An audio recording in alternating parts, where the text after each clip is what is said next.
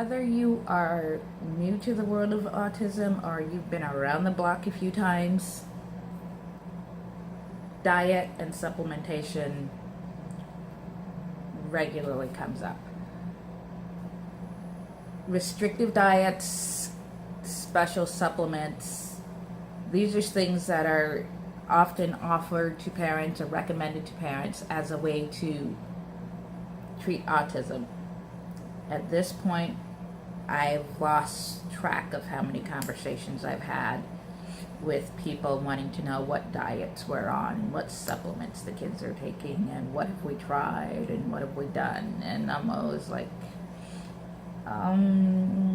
well, yeah, I looked at the research and it really wasn't all that compelling. And aside from eating most things in moderation, we're not really doing anything special. And yeah, we're those people. And like I said, I checked out the research and it wasn't all that compelling, to be honest. Small sample groups, subjective measuring of outcomes, and no real clear idea about how restrictive diets and supplements are supposed to help or what they're supposed to help. So I'm like, you know what? I'm not going to go through all of that for something that's so wishy-washy and unclear. But still, it remains something really compelling that a lot of parents commit to. So, you know, I decided again to go back and take a look at the research and see if anything new has come about in the 10, 15 years since, you know, the last time I took a look at this stuff. I don't personally know of anyone who's eaten their way out of autism. As diverse as autism is, best evidence that we have is that it is written on your DNA. I'm not sure how restricting your diet and taking supplements is going to change that. You can talk epigenetics, which is the way that your DNA interacts with the world around you. But again, as diverse and dynamic as autism is, there's still not a good explanation of how restrictive diets and special supplements is supposed to influence that and help people with autism. So it's unclear what exactly people are trying to change when they put autistic kids on special restrictive diets or elimination diets and make them take supplements. So,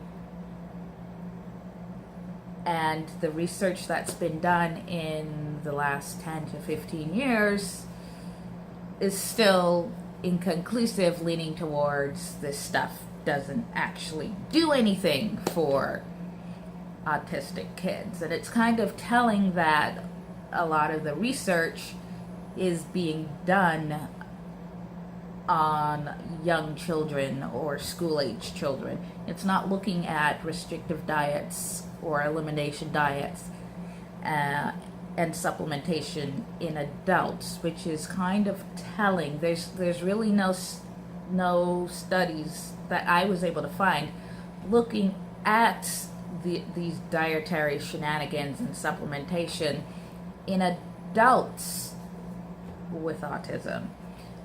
So it's not clear whether these things continue beyond those first early years when kids are first diagnosed and parents are all in a tizzy like, oh no, we have to do something. We absolutely have to do something to fix this and nip it in the bud. The thing is that I think sometimes a lot of parents and even a lot of researchers miss is that it's a fact of human life, humanity, that we all continue to grow and develop through lifespan. throughout the human lifespan.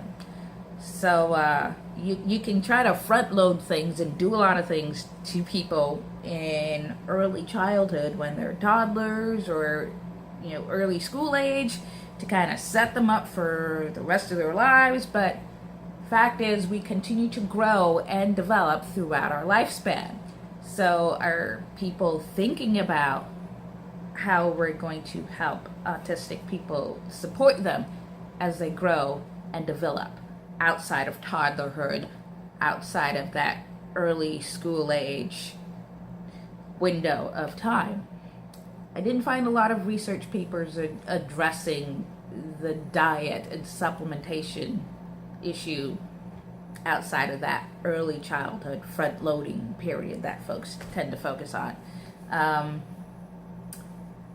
The big one that folks really focus on is the gluten-free and the casein-free diet. Didn't find a lot of stuff that's actually supporting that. And still the issues that concerned me 10, 15 years ago persist. Small sample sizes, inconsistent reporting, subjective reporting, studies not double-blinded, and inconsistent results leaning towards this doesn't really seem to be doing anything in terms of helping autistic people, and it's still unclear exactly what people are expecting the gluten-free, casein-free diet to help with in the first place.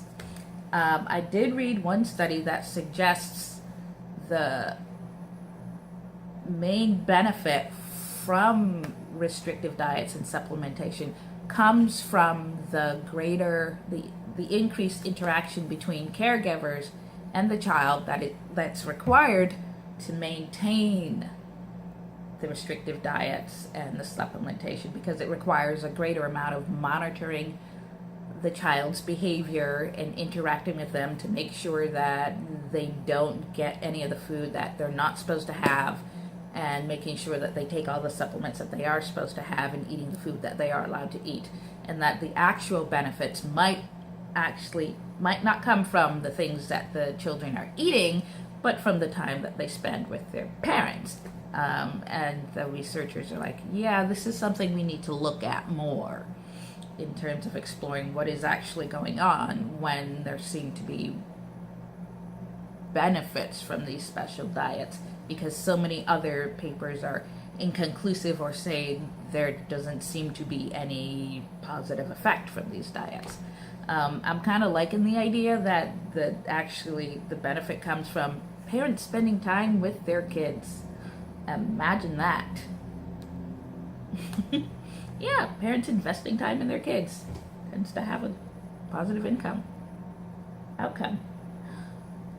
Yeah, think about that for a minute. Seems like a no-brainer, doesn't it? Let's see, what's that other paper?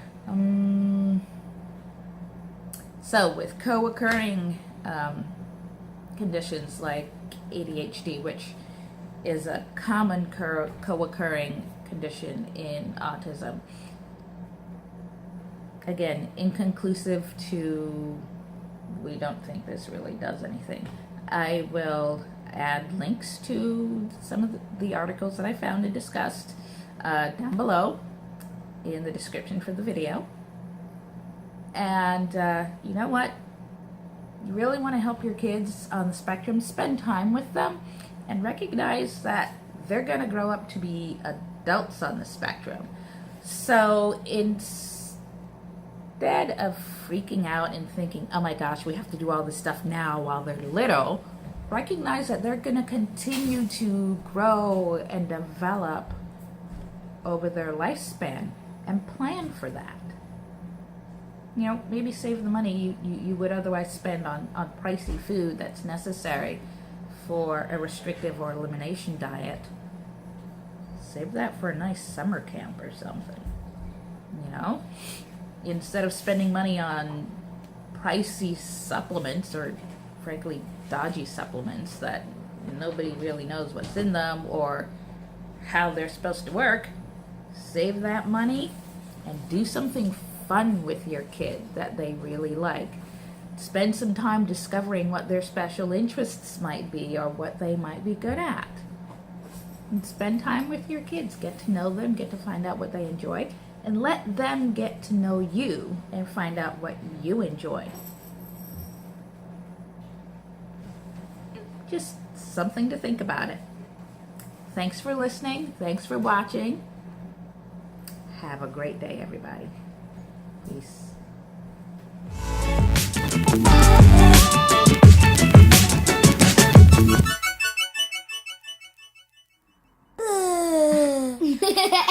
Guys, what do we want everyone to do with our videos? Like, comment, and subscribe.